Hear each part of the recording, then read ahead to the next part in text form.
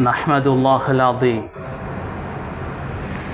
ونصلي ونسلم على رسوله الكريم أما بعد فأعوذ بالله من الشيطان الرجيم بسم الله الرحمن الرحيم وإن تعدوا نعمة الله لا تحصوها صدق الله العلي العظيم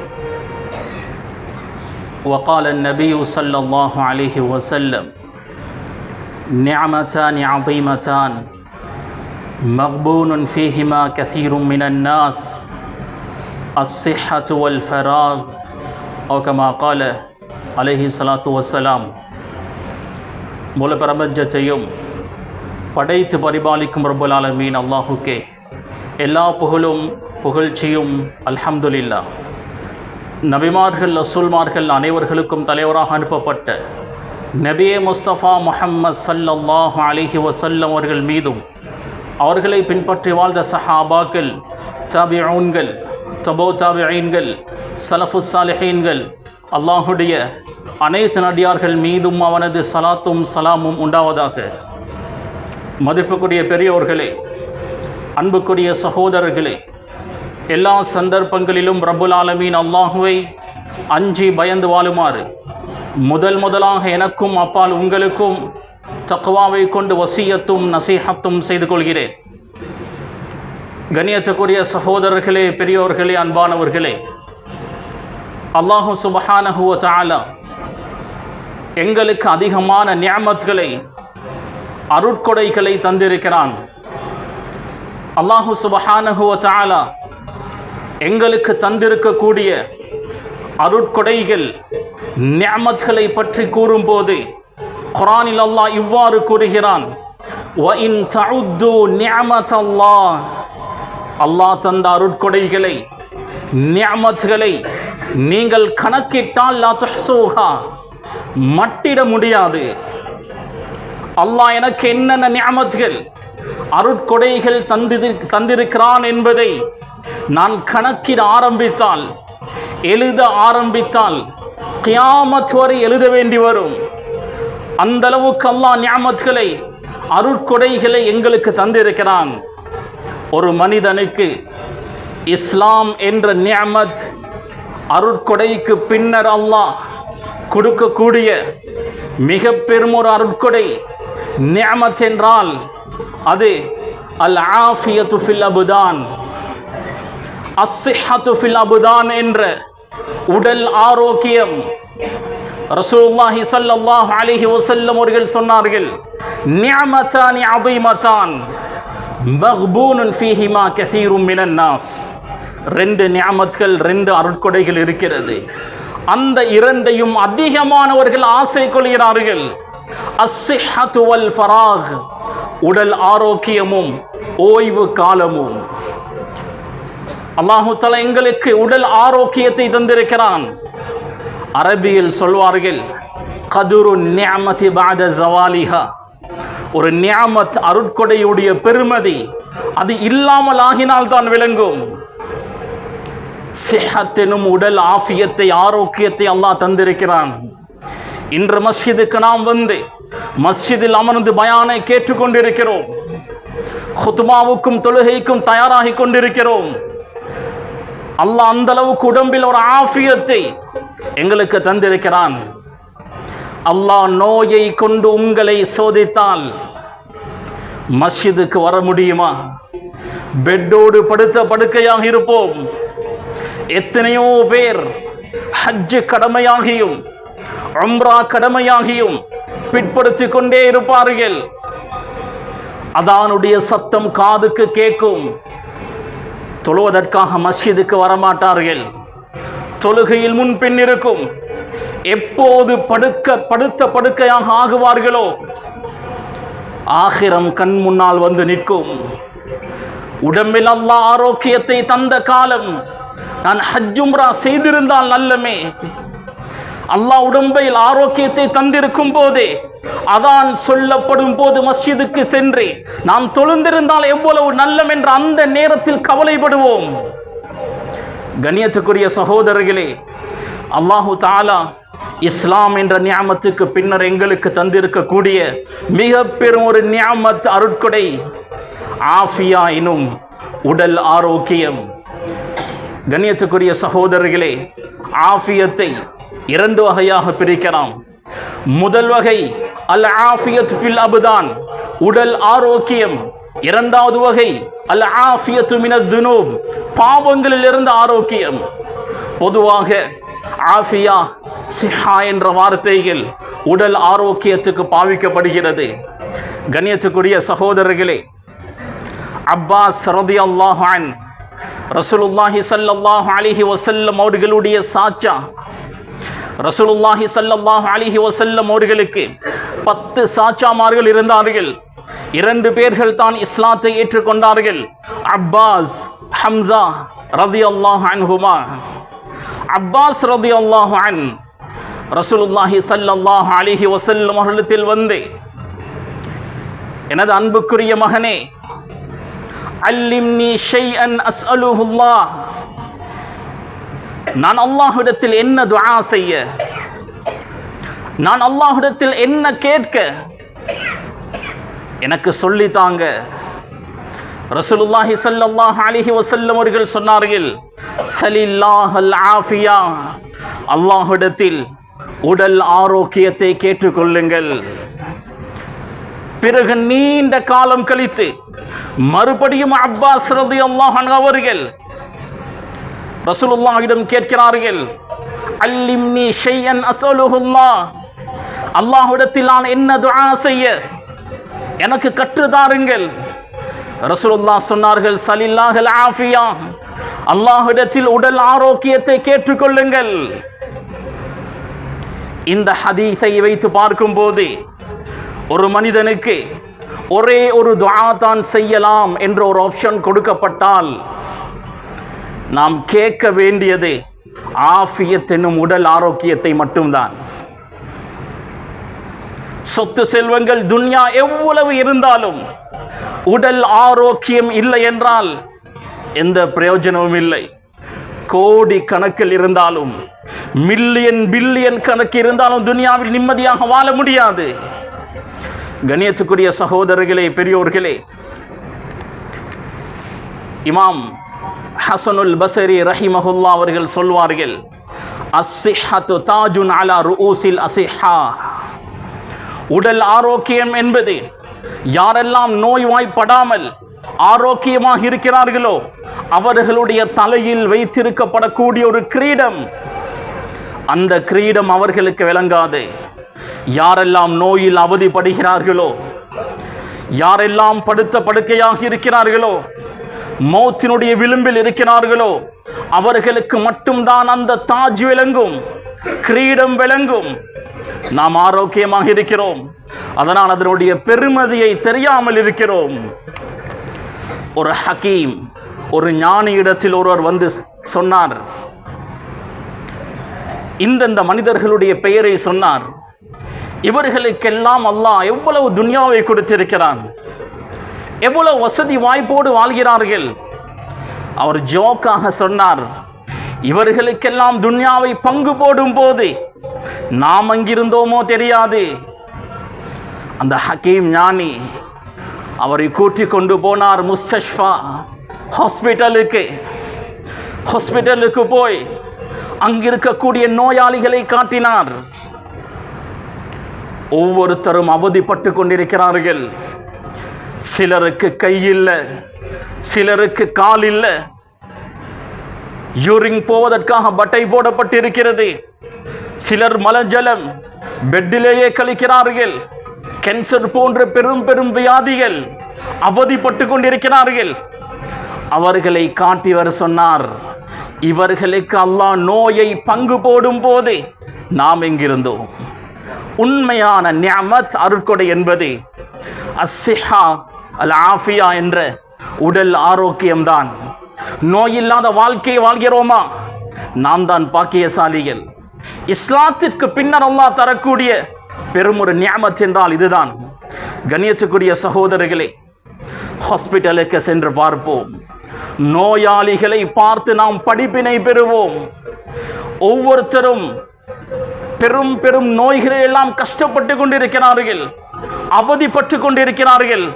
அதை பார்த்தால் விளங்கலாம் அல்லாஹ் எனக்கு எவ்வளவு நிஅமத்துகள் செய்திருக்கிறான்.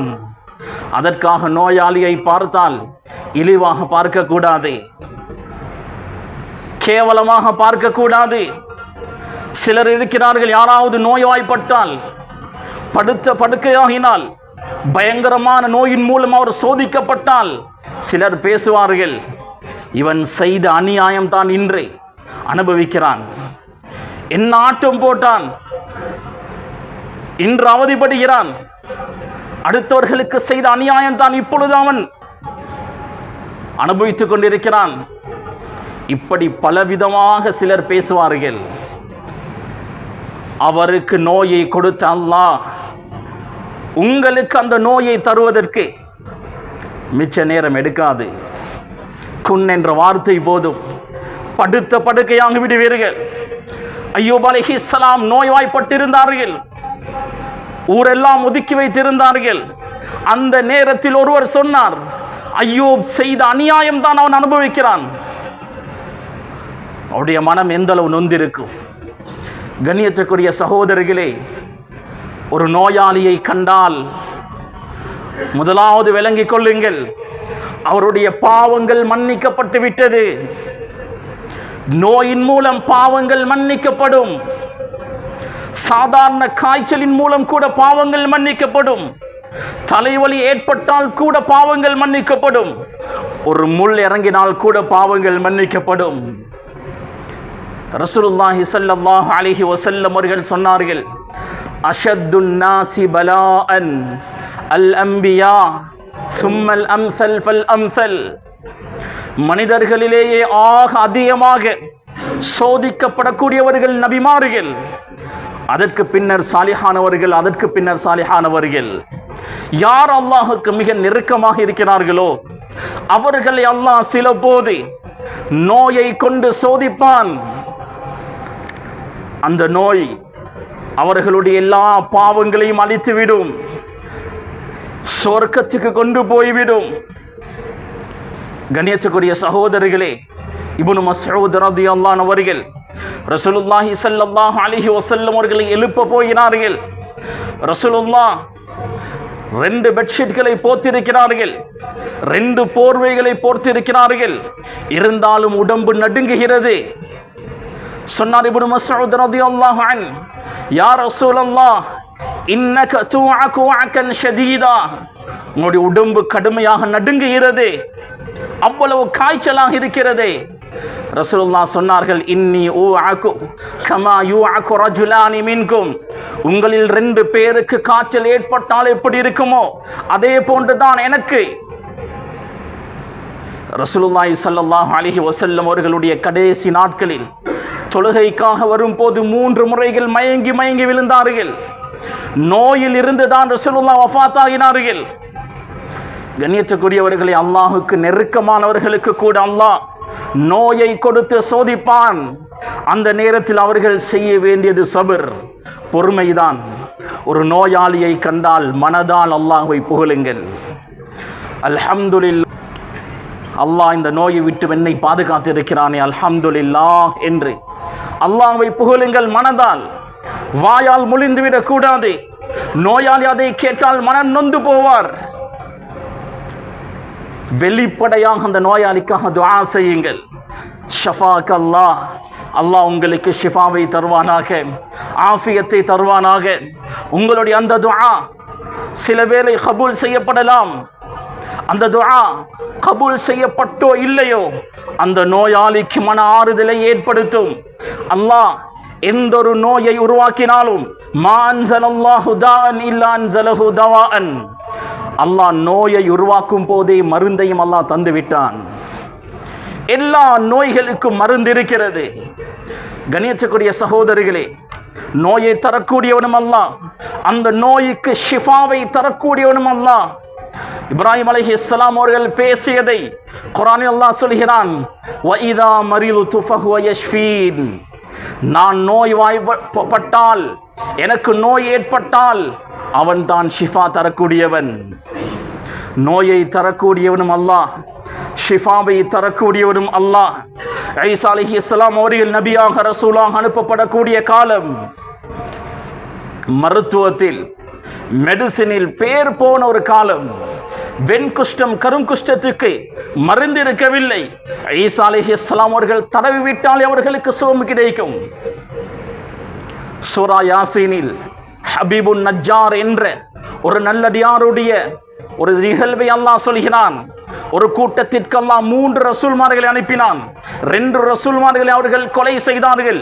3வது ரசூலை அவர்கள் கொலை செய்ய பார்க்கும் போது ஹபீபுன் நஜ்ஜார் வருகிறார். இத்தபிஉல் முர்சலீன், ரசூல்மார்களை பின்பற்றுங்கள். ரசூல்மார்கள் சரியானது தான் சொல்கிறார்கள். தாவா செய்தார், அவரை கொலை செய்தார்கள். அவரை மிதித்து சித்திரவதை செய்து கொலை செய்தார்கள். பின் துவாரத்தால் வாயால் குடல்கள் வெளியே வளரக்கூடிய அளவுக்கு மிதித்தார்கள். குர்ஆன் அல்லாஹ் தஆலா தொடர்ந்து சொல்கிறான், கைல் அதுகுலில் ஜன்னா. அவருடைய மௌத்துக்கு பின்னர் அவருக்கு சொல்லப்பட்டது, சொர்க்கத்துக்கு செல்லுங்கள். சொர்க்கத்துடைய இன்பங்களை பார்க்கிறார். யா லைத கௌமி யஅலமூன், என்னுடைய கூட்டமும் இதை விளங்கிக் கொள்ள கூடாதா என்று கவலைப்படுகிறார். இப்னு அப்பாஸ் ரலியல்லாஹு அன்ஹு அவர்கள் எழுதுகிறார்கள், மௌத்துக்கு முன்னரும் பின்னரும் தனது சமூகத்தை பற்றி கவலைப்பட்ட ஒரே ஆள் ஹபீபுன் நஜ்ஜார் என்ற அந்த சாலிஹான மனிதர் தான். இவருடைய வாழ்க்கை வரலாற்றை எழுதும் போது இவருக்கு எப்படி இஸ்லாம் வந்தது, இவருக்கு எப்படி ஹிதாயத் கிடைத்தது, இவருடைய ஒரு மகள் நோய்வாய்ப்பட்டிருந்தால் யாராலும் குணப்படுத்த முடியாமல் இருந்தது. அல்லாஹுடைய ஒரு தூதர் ரசூல் அந்த இடத்துக்கு வந்தார், துஆ செய்தார். அந்த பிள்ளைக்கு ஷிஃபா கிடைத்தது. உடனே அவர் இஸ்லாத்தை ஏற்றுக்கொண்டார். கண்ணியத்துக்குரிய சகோதரர்களை, ரசூலுல்லாஹி ஸல்லல்லாஹு அலைஹி வஸல்லம் அவர்கள் தஹஜ்ஜுடைய நேரம் ஒவ்வொரு நாளும் துஆ செய்வார்கள். அந்த துஆவில் அஃபு ஆஃபியா, அல்லாஹும்ம இன்னி அஸ்அலுக்கல் அஃவ வல் ஆஃபியா, யா அல்லாஹ் பாவ மன்னிப்பை உன்னிடம் நான் கேட்கிறேன், வல் ஆஃபியா உடல் ஆரோக்கியத்தையும் கேட்கிறேன் என்று ரசூலுல்லாஹ் தஹஜ்ஜுடைய நேரம் ஒவ்வொரு நாளும் உடல் ஆரோக்கியத்தை கேட்டிருக்கிறார்கள். கண்ணியத்துக்குரிய சகோதரர்களே, இமாம் இப்னுல் கய்யிம் ஜௌஸி ரஹிமஹுல்லாஹ் அத்திப்புன் நபவி, ரசூலுல்லாஹி ஸல்லல்லாஹு அலைஹி வஸல்லம் அவர்கள் செய்த மருத்துவம், ரசூலுல்லாஹ் அங்கீகரித்த மருத்துவம் என்ற பெயரில் அத்திப்புன் நபவி, ரசூலுல்லாஹுடைய மருத்துவம் என்ற பெயரில் ஒரு கிதாப் எழுதினார். அந்த கிதாபில் அவர் எழுதும் போது மிக முக்கியமான காயிதத்து ஸிஹ்ஹியா, உடல் ஆரோக்கியத்தினுடைய அடிப்படையாக அவர் எழுதுகிறார், அதிகமாக சாப்பிடுவது, கத்ரத்துல் அகல், அதிகமாக சாப்பிடுவது பல நோய்களுக்கு காரணமாக அமையும். குலு வஷ்ரபு வலா துஸ்ரிஃபு, சாப்பிடுங்கள் குடியுங்கள், இஸ்ராஃப் செய்ய வேண்டாம். அளவுக்கு அதிகமாக சாப்பிடுவதும் இஸ்ராஃப் தான். அளவுக்கு அதிகமாக சாப்பிடுவதும் குப்பையில் கொட்டுவதும் ஒன்றுதான். ஆனால் குப்பையில் கொட்டினால் உடம்புக்கு ஆபத்து இல்லை. அளவுக்கு அதிகமாக சாப்பிட்டால் அது இஸ்ராஃபும் தான், உடலுக்கும் கேடுதான். ஒரு ஏழைக்கோ யாராவது ஒருவருக்கு கொடுத்து விடலாம்.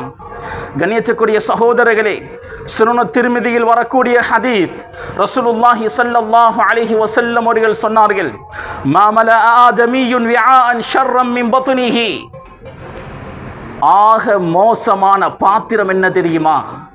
ஒரு மனிதனுடைய வயிறு என்று ஸல்லல்லாஹு அலைஹி வஸல்லம் அவர்கள் சொல்லிவிட்டு சொன்னார்கள், ஹஸ்பு பினி ஆதம் உகலாத்துன் யுகிம்ன சுல்பா, ஒரு மனிதன் நேராக நிற்பதற்கு பசியோடு இருந்தால் கூனி குனிந்திருப்பான், உடைந்து போயிருப்பான். அவனுடைய சுல்ப் விலா எலும்பு நேராக இருப்பதற்கு எந்த அளவு சாப்பிட வேண்டுமோ அந்த அளவு அவன் சாப்பிடட்டும். ஃபைன் கானலா மஹாலா, இல்ல அதுக்கும் மேலாக சாப்பிட வேண்டும் என்றால் ரசூலுல்லாஹ் சொல்கிறார்கள், ஃபஸுலுசுன் லித்ஆமி, வயிற்றினுடைய 3இல் ஒரு பகுதி சாப்பாட்டிற்காக, வஸுலுசுன் லிஷராபி, 3இல் 1 தண்ணீருக்காக, வஸுலுசுன் லினஃபஸி, மூச்சு விடுவதற்காக 3இல் ஒரு பகுதியை விடுமாறு ஸல்லல்லாஹு அலைஹி வஸல்லம் அவர்கள் சொன்னார்கள். கண்ணியத்துக்குரிய சகோதரர்களே, இப்னுல் கய்யிம் ரஹிமஹுல்லாஹ் அத்திப்புன் நபவி என்ற கிதாபில் ஒரு காயிதாவாக அடிப்படை ஒரு அம்சமாக எழுதுகிறார்கள். அதிகமாக சாப்பிடுவது, வயிறு நிரம்பியதற்கு பின்னரும் சாப்பிடுவது பல நோய்களுக்கு அதுதான் காரணமாக அமைந்துவிடும். இமாம் ஹசனுல் பஸ்ரி ரஹிமஹுல்லாஹ்விடத்தில் ஜுஹுத் என்றால் என்னவென்று கேட்கப்பட்டது.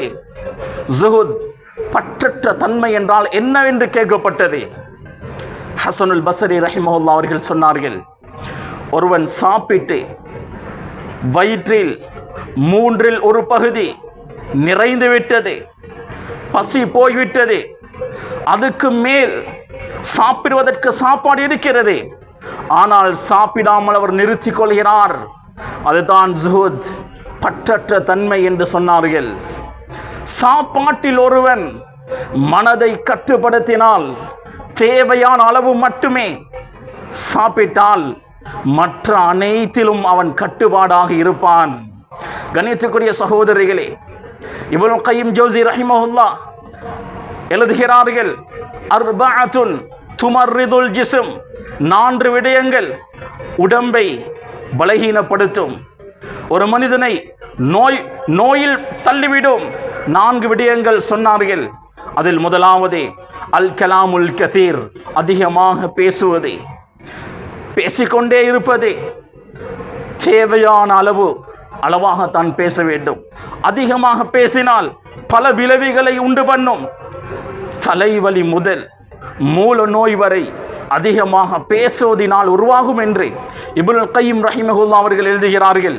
அன்னௌமுல் கஸீர், அதிகமாக தூங்குவது, அல் ஜிமாஉல் கஸீர், அதிகமாக உடலுறவு கொள்வது, அல் அக்லுல் கஸீர், அதிகமாக சாப்பிடுவது. இந்த 4ம் உடம்பை பலகீனப்படுத்தும். கண்ணியத்துக்குரிய சகோதரர்களே, பெரியோர்களே, அன்பானவர்களே, இப்னுல் கய்யிம் ஜௌஸி ரஹிமஹுல்லாஹ் அவர்கள் சொல்கிறார்கள், இந்தந்த விடயங்களை அடக்கக்கூடாது. அடக்கினால் அது பாதிப்பாக அமையும். சிறுநீர் ஒரு நாளும் அடக்கக்கூடாது. மலம் ஜலம் 2ஐயும் அடக்கக்கூடாது. காற்று வந்தால் அடக்கக்கூடாது. வெளியே சென்றோ பைத்துல் ஹலாவுக்கு சென்றோ அந்த காற்றை வெளியேற்றிவிட வேண்டும். இல்லை என்றால் உடம்பில் பல பாதிப்புகளை ஏற்படுத்தும். வாந்தி வந்தால் அதை அடக்கக்கூடாது, வாந்தி எடுத்துவிட வேண்டும். உடம்புக்கு ஒத்து போகாத ஏதாவது இருந்தால்தான் உடம்பு அதை வெளியே தள்ள பார்க்கும். அது உடம்பில் வைத்துக் கொண்டிருந்தால் அது ஆபத்து. வாந்தி வந்தால் அந்த வாந்தியை எடுத்துவிட வேண்டும். தூக்கம் வந்தால் தூங்க வேண்டும். பசி வந்தால் சாப்பிட வேண்டும். தாகம் வந்தால் தண்ணீர் குடிக்க வேண்டும். நீண்ட நாட்கள் மனைவியோடு ஒன்று சேராமல் இருக்கக்கூடாது. மணி தேங்கி இருப்பதும் பல நோய்களுக்கு காரணமாக அமையும் என்று இப்னுல் கய்யிம் ஜௌஸி ரஹிமஹுல்லாஹ் அவர்கள் பதிவு செய்கிறார்கள். கண்ணியத்துக்குரிய சகோதரர்களே, இப்னுல் கய்யிம் ரஹிமஹுல்லாஹ் அவர்கள் எழுதுகிறார்கள், காய்ச்சல், தலைவலி, இந்த 2 நோய்கள், காய்ச்சல், தலைவலி, காய்ச்சலோ தலைவலியோ வந்தால் உடம்பில் 20 விதமான நோய்கள் இருப்பதற்குண்டான அறிகுறி. கண்ணியத்துக்குரிய சகோதரர்களே, பெரியோர்களே, அன்பானவர்களே, முதலாவது எங்களுடைய உடம்பை நோயிலிருந்து நாம் பாதுகாத்துக் கொள்ள வேண்டும். அதற்கு ஏற்றால் போல் எங்களுடைய சாப்பாட்டை அமைத்துக் கொள்ள வேண்டும். எங்களுடைய பழக்க வழக்கத்தை அமைத்துக் கொள்ள வேண்டும். அல்லாஹ்விடத்தில் ஆஃபியத்தை, உடல் ஆரோக்கியத்தை கேட்டுக்கொண்டே இருக்க வேண்டும். அடுத்ததாக நோய்களிலிருந்து எங்களை பாதுகாத்துக் கொள்வதற்காக இஸ்லாம் சொல்லக்கூடிய மருத்துவங்களை செய்து கொண்டே இருக்கணும். ஹிஜாமா, இரத்தம் குத்தி எடுப்பது, இந்த சுண்ணாவை எங்களில் எத்தனை பேர் செய்கிறோம்? சிலர் ஹிஜாமத் என்றால் என்னவென்று கேட்பார்கள். என்னென்றே தெரியாது. ஹிஜாமத் உடம்பில் இருக்கக்கூடிய கெட்ட இரத்தங்களை வெளியாக்குவது. கெட்ட இரத்தங்கள் உடம்பில் தங்கியிருப்பதுதான் பல நோய்களுக்கு காரணமாக இருக்கும். சூனியங்கள் வெளியேறும். சிலர் எத்தனையோ டாக்டர்மார்களிடத்தில் மருந்தெடுத்திருப்பார்கள். பெரிய பெரிய ஸ்பெஷலிஸ்ட் எல்லாம் சந்தித்திருப்பார்கள். லட்சக்கணக்கில் செலவழித்திருப்பார்கள். இங்கிலீஷ் மெடிசின் இல்லாம யூனானி, ஆயுர்வேதம், நாட்டு மருந்து என்னென்னவோ செய்திருப்பார்கள். ஷிஃபா கிடைத்திருக்காது. அதற்கு ஷிஃபா ஹிஜாமத்தில் இருக்கும். கண்ணியத்துக்குரிய சகோதரர்களை, 3 மாதத்துக்கு ஒரு முறை உடம்பில் உள்ள கெட்ட இரத்தங்களை வெளியேற்றுங்கள். 90 வீதமான நோய்கள் இல்லாமலாகும். அஜ்வா பேரிச்ச பழம் சாப்பிட்டு வாருங்கள். அதுவும் மதீனாவுடைய அஜ்வா. எந்த நோயும் தாக்காமல் எங்களுடைய உடம்பு பாதுகாப்பாக இருக்கும். இது ஸஹீஹுல் புகாரியுடைய ஹதீஸ். ரசூலுல்லாஹி ஸல்லல்லாஹு அலைஹி வஸல்லம் அவர்கள் சொன்னார்கள், மன் தஸப்பஹ பிஸப்இ தம்ராத்தின் மின் அஜ்வத்தில் மதீனா, யார் மதீனாவுடைய அஜ்வா ஏலை ஒவ்வொரு நாளும் காலை சாப்பிட்டு வருவாரோ, லம் யதுர்ரஹு சிஹ்ருன் வலா சும்முன், அவருக்கு சூனியமும் எந்த ஒரு தீங்கையும் இழைக்காதே. அதே போல நஞ்சை அவர் சாப்பிட்டாலும் எந்த ஒரு தீங்கும் அவருக்கு ஏற்படாது. ஒவ்வொரு நாளும் காலை 7 சாப்பிட்டு வந்தால் உடம்புக்கு எந்த ஒரு ஆபத்தும் வராது. நஞ்சு கூட எந்த ஒரு பாதிப்பையும் ஏற்படுத்தாது. சூனியம் கூட தாக்காது. குறிப்பாக மதீனாவில் ஆலியா என்ற ஒரு பகுதி இருக்கிறது.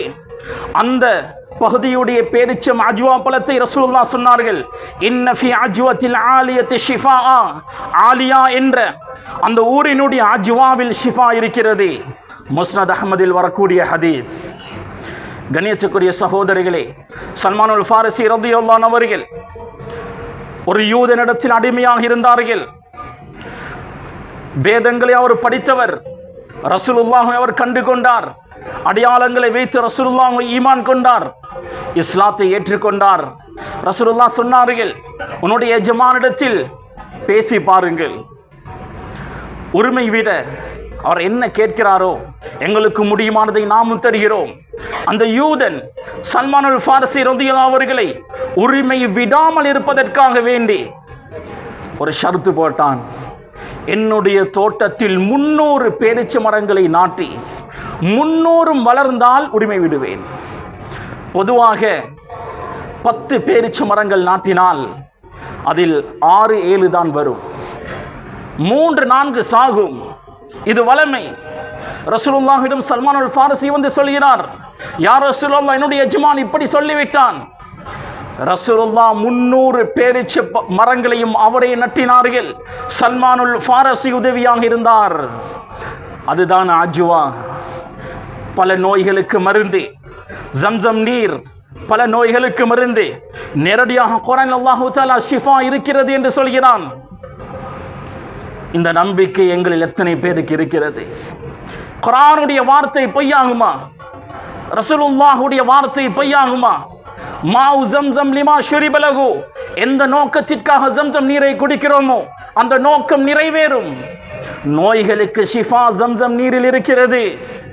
ஹப்பத்து சௌதா, கருஞ்சீரகம், ரசூலுல்லாஹ் சொன்னார்கள், மௌத்தை தவிர மற்ற எல்லா நோய்களுக்கும் மருந்து. தேன், குர்ஆன் அல்லாஹ் தஆலா சொல்கிறான், ஷிஃபா இருக்கிறது. கண்ணியத்துக்குரிய சகோதரர்களே, இதிலெல்லாம் எங்களுக்கு நம்பிக்கை இல்லாமல் ஆகிவிட்டது.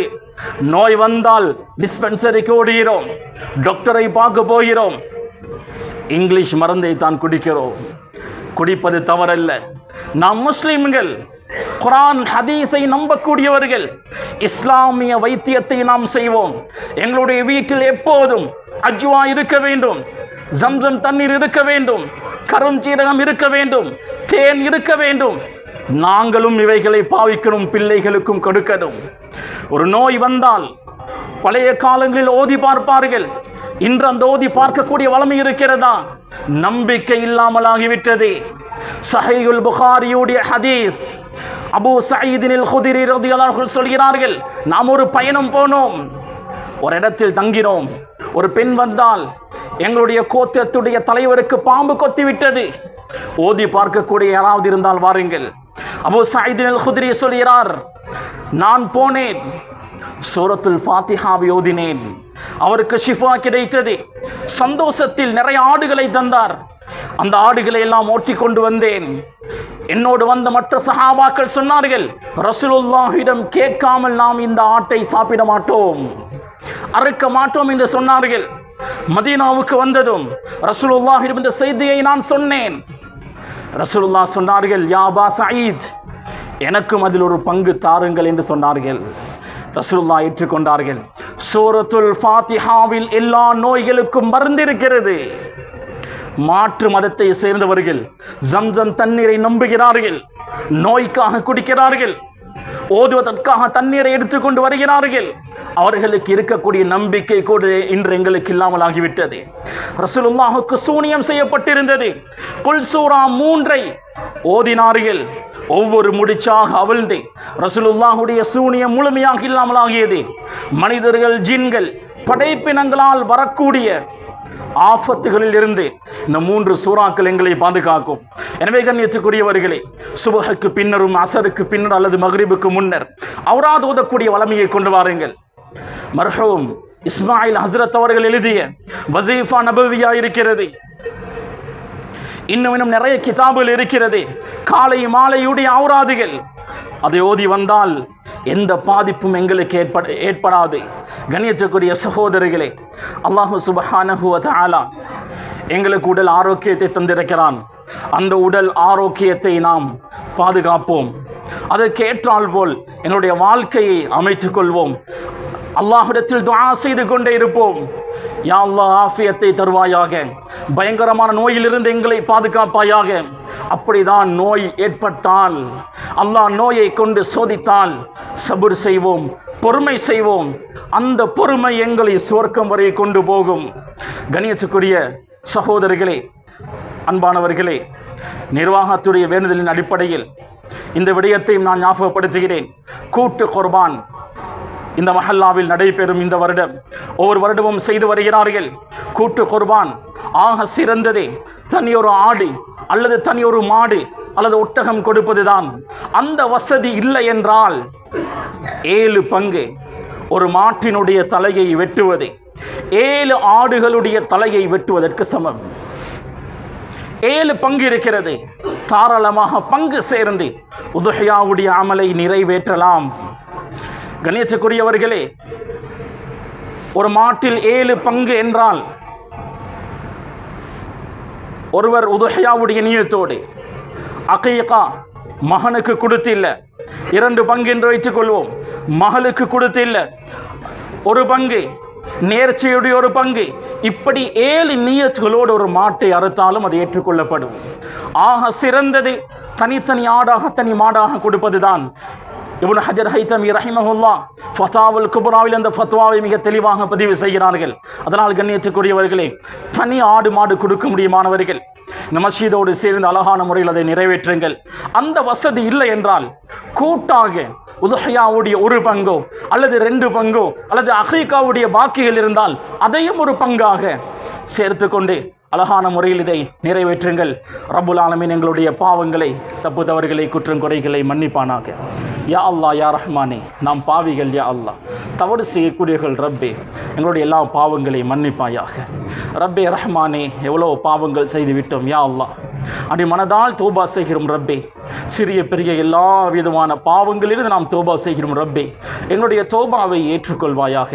ரப்பே, எங்களுடைய கடைசி நேரத்தை சிறப்பாக்கி வைப்பாயாக. ரப்பே, மௌத் வரை ஆஃபியத்தோடு வாழக்கூடிய பாக்கியத்தை தருவாயாக. பயங்கரமான நோய்களில் இருந்து எம்மை பாதுகாப்பாயாக. திடீர் மௌத்தை விட்டு எம்மை பாதுகாப்பாயாக. ரப்பே ரஹ்மானே, மௌத் வரை ரப்பே மஸ்ஜிதில் வந்து தொழக்கூடியவர்களாக எம்மை ஆக்குவாயாக. ரப்பே, நெற்றியை சுஜூதில் வைக்கக்கூடிய பாக்கியத்தை மௌத் வரை தருவாயாக. ரப்பே, ஆஃபியத்தோடு தீனுடைய உழைப்போடு நீண்ட ஆயுளை எம் அனைவர்களுக்கும் நசீபாக்குவாயாக. ரப்பே ரஹ்மானே, கடைசி நேரத்தை சிறப்பாக்கி வைப்பாயாக. நல்ல மௌத்தை தருவாயாக. கெட்ட மௌத்தை விட்டும் பாதுகாப்பாயாக. ரப்பே ரஹ்மானே, கபருடைய அதாபிலிருந்து எங்களை பாதுகாப்பாயாக. மஹ்ஷருடைய மைதானம் தலை குனிவை விட்டு எங்களை பாதுகாப்பாயாக. வெற்றியாளர்களாக எம்மை ஆக்குவாயாக. ரப்பே, நரகத்தை விட்டு எங்களை பாதுகாத்து சுவர்க்கத்தை எங்களுக்கு வாஜிபாக்குவாயாக. ரசூலுல்லாஹி ஸல்லல்லாஹு அலைஹி வஸல்லமோடு சுவர்க்கத்தில் வாழக்கூடிய பாக்கியத்தை நசீபாக்குவாயாக. ரப்பே, உனது லிகா என்ற பெரும்